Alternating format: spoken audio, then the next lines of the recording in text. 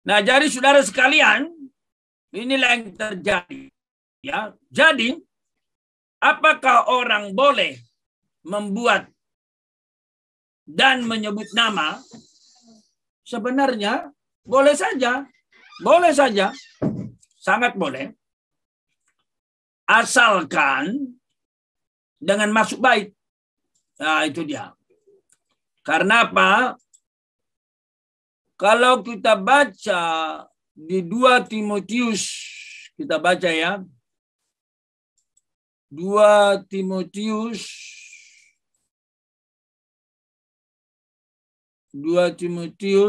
pasal 2, kita akan lihat 2 Timotius pasal 2, kita akan lihat bagaimana firman Tuhan melalui Rasul Paulus memperingatkan Timotius untuk memperingatkan pengajar salah. Nah, ini dia. Ngomong-ngomong tadi nyanyi-nyanyi itu apalah itu, santai lah ya.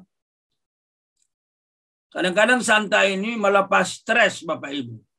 Ya, karena memang kalau Bapak Ibu bilang kelihatannya Opung ini udah stres sama si Berton, udah stres sama si Tinanya, udah stres sama si Boru Gultom. Memanglah, apa enggak stres? Tidak apa malo-malohon. Ya. Ingatkanlah dan pesankanlah semuanya itu dengan sungguh-sungguh kepada mereka di hadapan Allah. Nah, ini dia. Ingatkan. Agar jangan mereka bersilat kata. Jangan bersilat kata. Jangan sebentar bilang, Tuhan bicara kepadaku untuk memeriksa itu di laboratorium. Ada virus. Saudara-saudara. Begitulah kata seorang itu kan. Tuhan berkata kepadaku, saya tidak akan vaksin. Kenapa saya tidak vaksin? Karena kata Tuhan, ada di sana gelombang nano. Aduh, jadi batuk jadi ya. Ya, jadi orang suka dengar aneh-aneh ya. Karena sama sekali tidak berguna, malah mengacaukan orang, kacau orang yang mendengarnya. Lalu dikatakan ya, ayat 16, hindarilah omongan yang kosong yang tak suci, hanya menambah kefasikan. Perkataan mereka menjalar seperti penyakit kanker di antara mereka, termasuk Himeneus dan Filetus. Nah, ini ada ini. Jadi bolehkah menyebut nama? Nah, ini disebut nama. Himeneus dan Filetus. Yang telah menyimpang dari kebenaran dan mengajarkan bahwa kebangkitan berlangsung. Dengan demikian, merusak iman sebagian orang. Nah, saudara sekalian, bolehkah menyebut nama? Disebut ini. Nah, kalau misalnya saudara datang kepada Paulus, Pak Rasul, kenapa menyebut nama Himeneus dan Filetus? Kenapa enggak datang aja berdua, 4 mata? Nah, Paulus mengatakan apa? Pengajarannya sudah umum. Nah, karena pengajarannya sudah umum, maka dikoreksi secara umum. Kalau kesalahannya adalah bersifat pribadi, maka tegur secara pribadi. Nah, begitu juga pengajaran-pengajaran di kanal. Bukankah Pak Philip Mantova mengkhotbahkan dan masuk ke YouTube harus berbahasa lidah? Bukankah Pak Andi Simon mengkhotbahkan dan masuk ke YouTube bahwa berdoa harus bahasa roh? Bukankah Pak Erastus mengkhotbahkan tentang duit tunggal itu? Memang di wawancara dia berkata tidak begitu.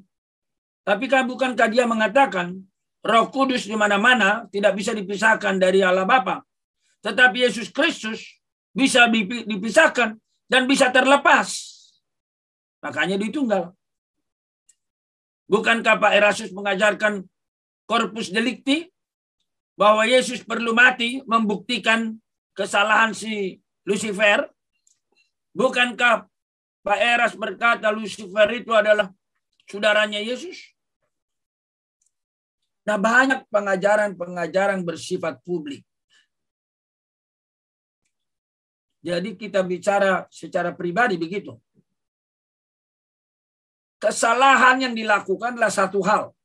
Tapi pengajaran yang telah mempengaruhi umat adalah hal lain lagi. Jadi tolong diperhatikan itu Bapak Ibu. Kalau kesalahannya bersifat pribadi, silakan. Tegur empat mata. Kalau kesalahannya sudah dipublikasi, misalnya Pak Eras itu sudah bikin buku juga seperti buku Tritunggal Alkitabiah yang tidak Alkitabiah.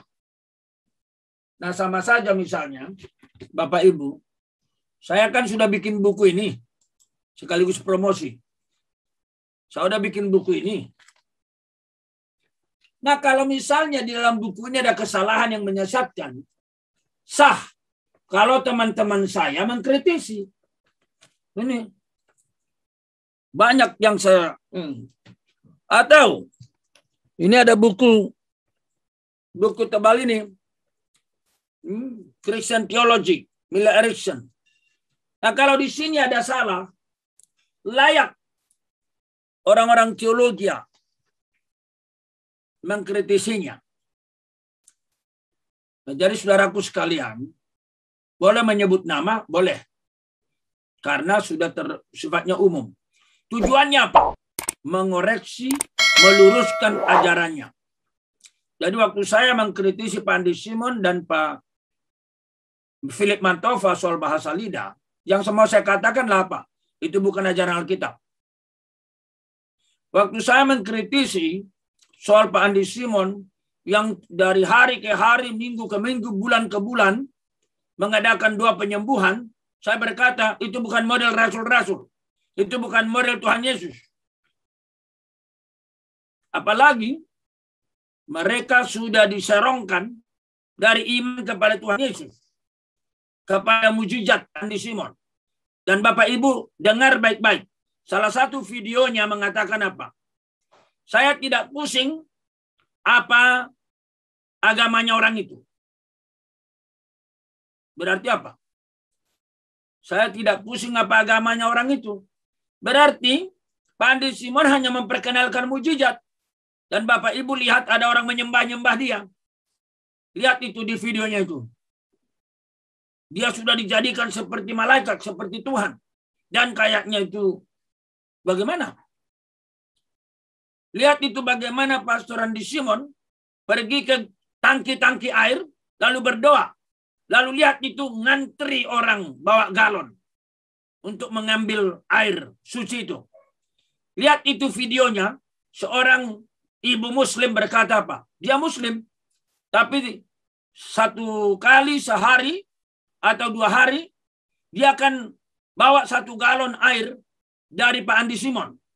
Apa itu? Bukankah ini udah menyesatkan? Begitu juga saya mengkritisi soal Pak Gilbert Limondong, soal persembahan. Yang dikasihnya ilustrasi, ibarat makan di restoran Padang. Makan di situ, bayar di situ. Jangan makan di situ, bayar di tempat lain. Nah, saya berkata, Anda salah, Anda keliru. Persembahan itu kepada Tuhan. Persembahan itu sebagaimana umat digerakkan Tuhan. Atau dia tergerak bagi Tuhan. Jangan Anda mengatur. Anda salah. Nah, kalau semua pengajaran ini diterima, nggak ada masalah. Mengapa kita mengkritisi Ibu Cipto? Oh, kita kagum akan pelayanannya, rumah singgahnya, tapi kita tidak setuju Tuhan bicara kepadanya, jangan vaksin. Itu nggak ada, itu nggak mungkin. Pemerintah mati-matian berjuang untuk melaksanakan vaksin, Tuhan pasti setuju vaksin. Nggak mungkin Tuhan bicara dengan Ibu Cipto. Begitu juga, kenapa kita mengkritisi Ibu Heni Kristianus? Oh, kita kagum pelayanannya Yayasan Pengharapan. Kita kagum. Sangat kagum. 2 jempol. Tapi kita mengkritisi ketika dia mengacaukan iman jemaat, menjadi mengajar. Memang dia bukan pendeta. Suaminya yang pendeta kalau tidak salah. Kenapa dia yang tidak memiliki latar belakang teologi menjadi pengajar? Nah, Alkitab berkata, tegurlah, nyatakan kesalahan. Tolong Bapak Ibu lihat tadi ayat itu. Nyatakan apa yang salah. Jadi jangan ada yang berkata, Opung, cukuplah Opung berkhotbah. Beritakan firman. Iya, beritakan. Tapi ini juga, baca ini. Nyatakan apa yang salah. Jadi itu tugasnya, memberitakan firman. Lalu yang kedua, nyatakan apa yang salah. Setelah dinyatakan, tegur. Ini firman Tuhan ini. Lalu mengapa disebutkan namanya?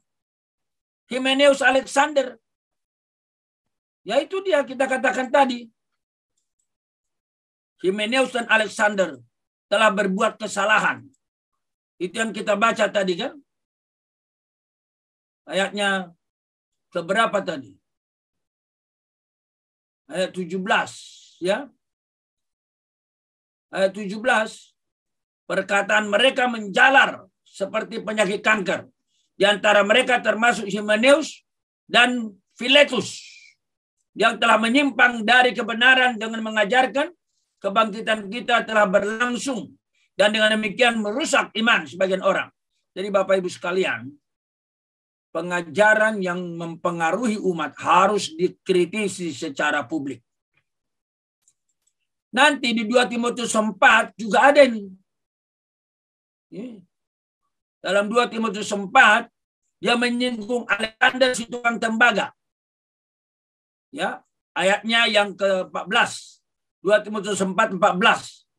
Alexander tukang tembaga telah banyak berbuat kejahatan. Nah ini dia. Tolong Bapak Ibu lihat ini. Alexander tukang tembaga telah banyak berbuat kejahatan terhadap aku. Tuhan membalasnya dan menurut perbuatannya. Nah saya juga berkata, si Berton dan istrinya Burgultom itu banyak berbuat kejahatan. Diprovokasinya. Kiranya Tuhan lawannya. Jadi jelas firman Tuhan. Tapi sekali lagi harus mengoreksi, meluruskan. Nah si Berton bukan mengoreksi saya. Bukan meluruskan. Saya lurus, dia yang bengkok.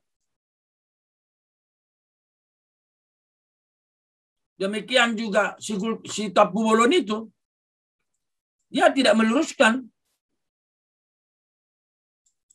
Ya, dalam 1 Timotius juga ada disinggung di sini mengenai ya 1 Timotius pasal 2 Timotius pasal 1.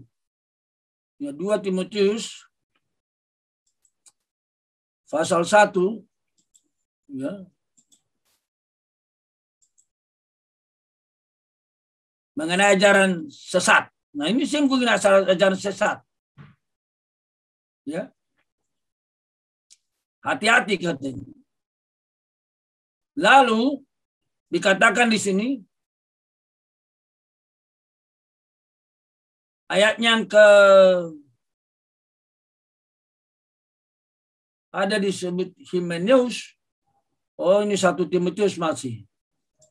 Ini mesti 2 Timotius.